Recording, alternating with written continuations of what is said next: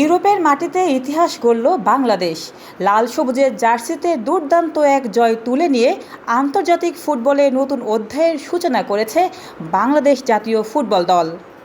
সান মারিনোর বিপক্ষে আন্তর্জাতিক প্রীতি ম্যাচে 2-1 গোলের রোমাঞ্চকর জয় পেয়েছে হামজা জামাল তপুরা।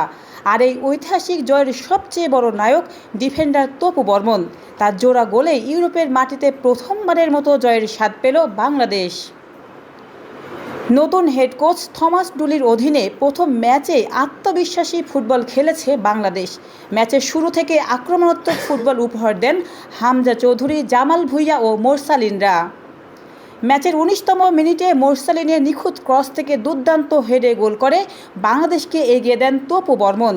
তবে 30তম মিনিটে সমতায় ফেরে সান মারিনো। 1-1 গোলের সমতা নিয়েই বিরতিতে যায় দুই দল।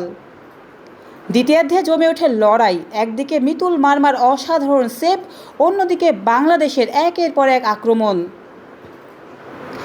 অবশেষে ম্যাচের 85তম মিনিটে আসে সেই মাহেন্দ্রক্ষণ।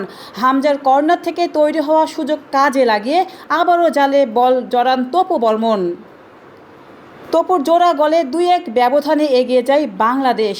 অতিরিক্ত সময়ে কিছুটা শঙ্কা তৈরি হলেও শেষ পর্যন্ত ইতিহাস গড়া জয় নিয়ে মাঠ ছাড়ে লাল সবুজের প্রতিনিধিরা।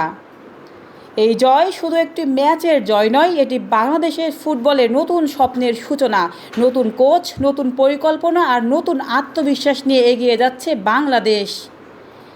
বাংলাদেশ ফুটবলের এই ঐতিহাসিক জয়ে আপনিও কি গর্বিত? কমেন্টে জানান আপনার